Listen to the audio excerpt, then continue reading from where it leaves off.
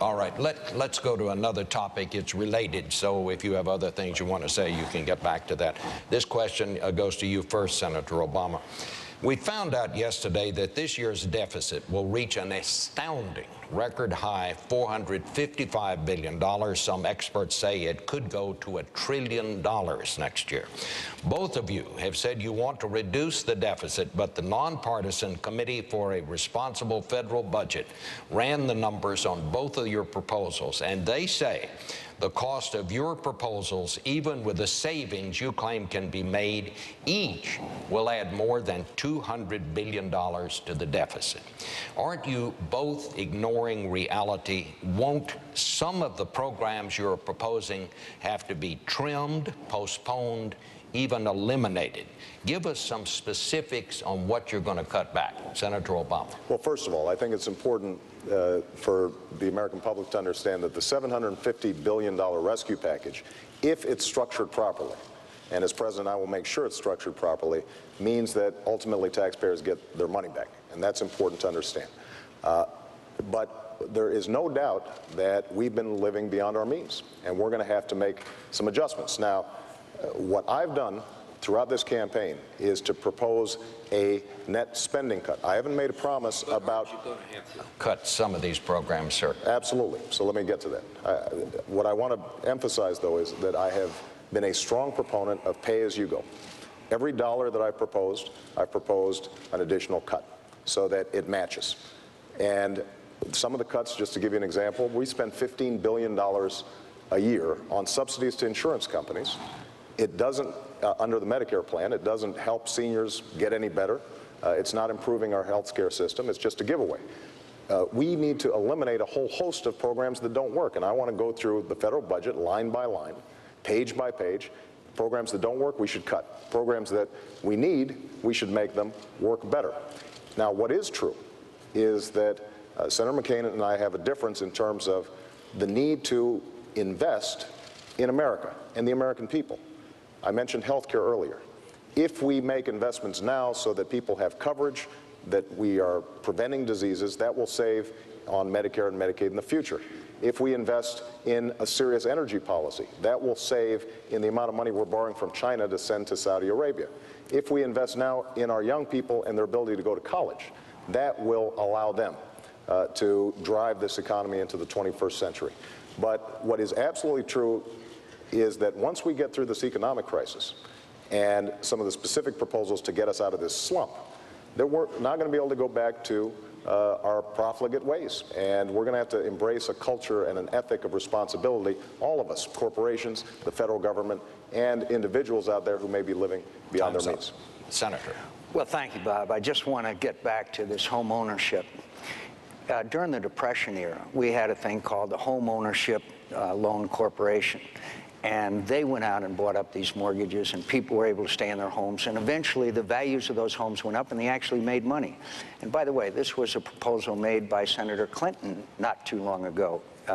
So obviously, if we can start increasing home values, then there will be creation of wealth. But the question was, okay, what are you going to cut?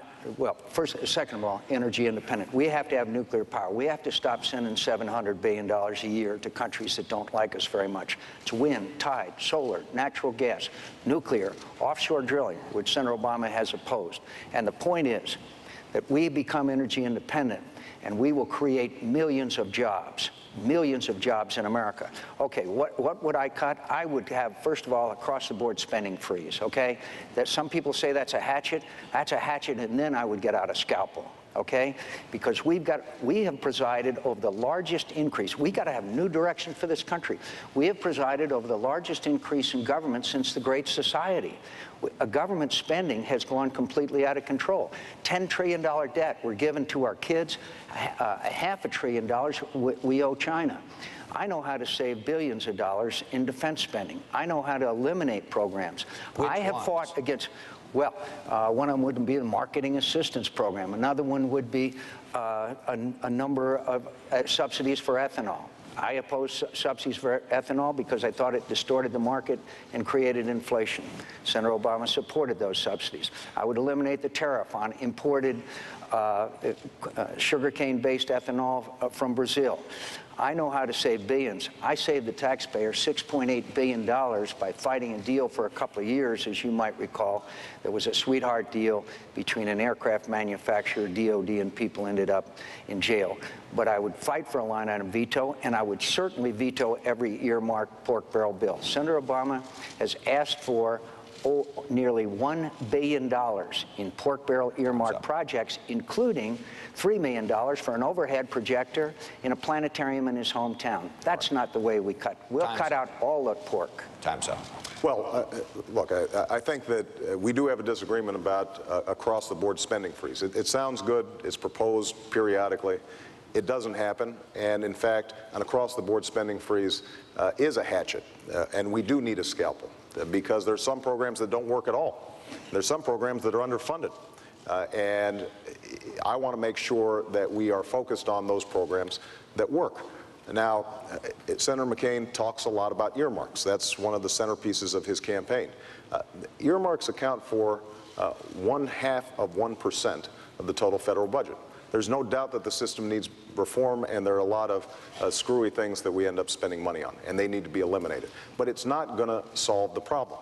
Now, the last thing I think we have to focus on is a little bit of history, just so that we understand what we're doing going forward. When President Bush came into office, we had a budget surplus, and the national debt was a little over $5 trillion. It has doubled over the last 8 years. And we are now looking at a deficit of well over $500 billion. So one of the things that I think we have to recognize is pursuing the same kinds of policies that we pursued over the last 8 years is not going to bring down the deficit. And frankly, Senator McCain voted for 4 out of 5 of President Bush's budgets. We've got to take this in a new direction. That's what I propose as president.